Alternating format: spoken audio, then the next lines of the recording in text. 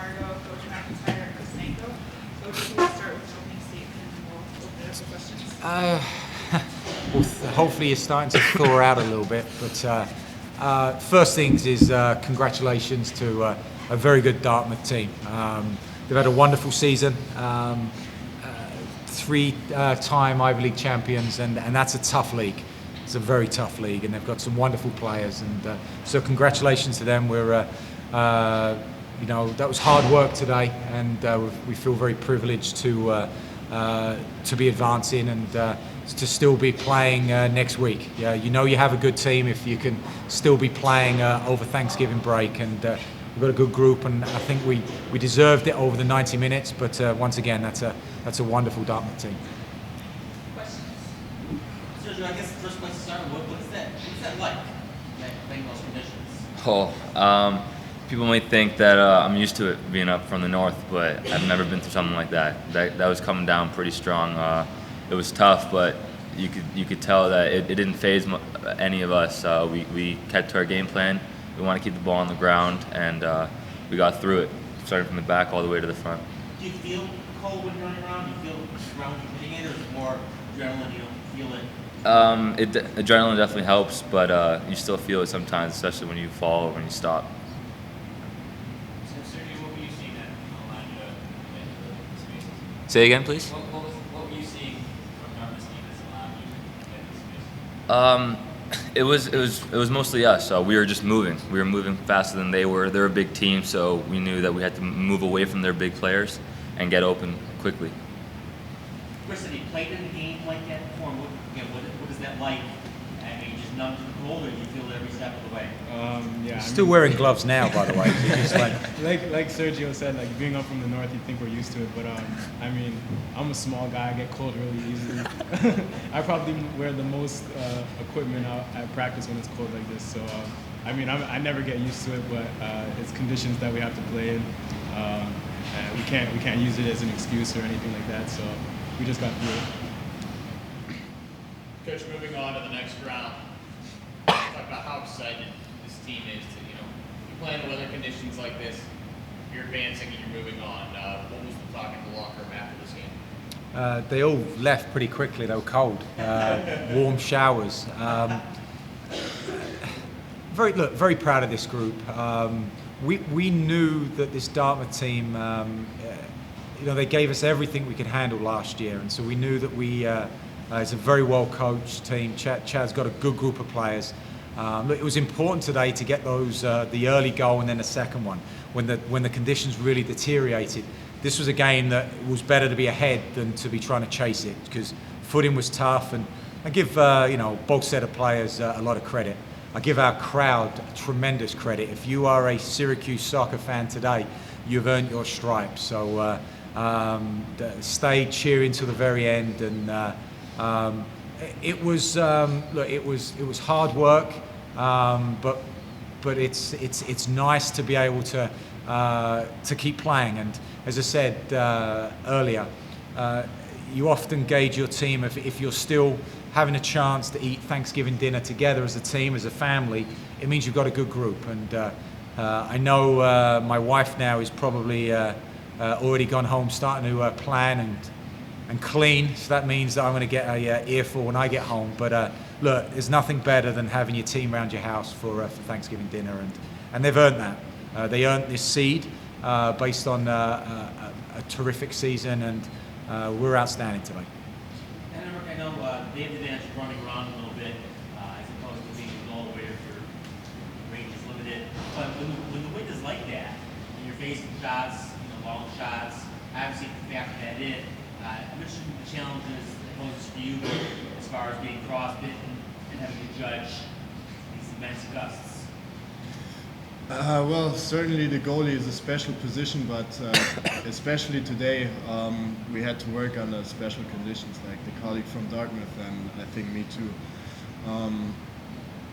And I'm usually not jealous of the players that they're running so much, but today I would have maybe joined them from time to time, because it was very tough.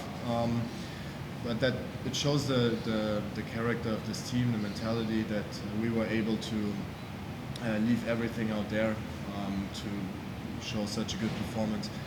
And yeah, we can be proud of this team. I noticed that when that ball raced almost out to third of the field, we're running back and forth, and we jumped jacks, so that's just for a couple minutes while the ball stopped. So you really have to be aware to stay as warm as you can, right? Yeah, well, usually the challenge is to be mentally involved the whole 90 minutes because that's not easy for a goalie. But today the special challenge was that you just stay warm, that you're just ready to move when the ball is coming. And yeah, that required some warm-up during the game. Yeah. Was there anything in particular that you guys know about Sergio's game? Well, I don't embarrass him, so no, he was pretty average. Look, big players step up in big games, and both these guys, with our goalkeeper, these were. I thought collectively we were outstanding today, but these two stood up, were counted, and this is a very good Dartmouth team. They're a big team. It was important that Chris and Sergio got on the ball, that their movement was good, and we started off, like when the conditions were good first half, I thought our ball movement was very good, and we really found some good spaces and really got to attack their back four. And Chris will tell you that it was a wonderful strike from about 25 yards, but it was those are where goals are scored from. Like he followed up that chance and took it. Sergio's first one was a great move, and then look, that was an important third goal today from Sergio.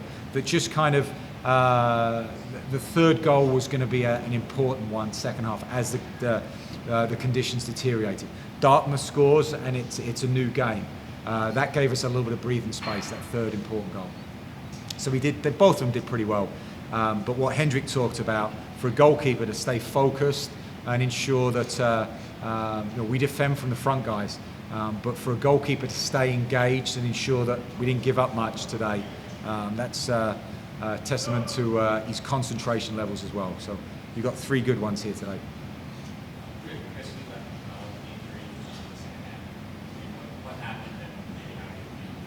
It was just going on a run. Felt a little cramped. That's about it. I knew we were up 3-0. I didn't have to push anything, so I just wanted to get off and take care of it. These guys are getting old now. Understand that. Like 4 years ago, he used to be able to run and run and run. Now, he can only go for 75 minutes, but it was pretty good 75 minutes. No. Speaking of getting old, I knew it was called a coat on. I was told today by my family I had to wear a coat. If my wife tells me I've got to wear a coat, I'll wear a coat. I want to be able to have dinner this evening, and no, it was a colder day today, but this is what a wonderful time of year. Playoff soccer, to play at home in Syracuse. Look, we got very fortunate last year. It was like a heat wave. Now it looks like it's going to warm up a little bit towards the end of next week. We wanted this weather next week when you've got a North Carolina or a Florida team coming to town, but I'm sure they watched the game today, and I'm sure they had some conniptions watching white stuff on the field. So we mentioned that the game is tonight, so can't speak for the specific opponent, but obviously you got a chance to play Carolina again at a 0-0 1-1. So yep. Obviously you know them well, top ACC opponent. Just whoever you're playing next week, based on tonight's game, your thoughts about moving forward. Look, UNC are going to have their hands full today. This is a good Florida Gulf Coast team. Scores goals for fun, very dynamic, very entertaining going forward.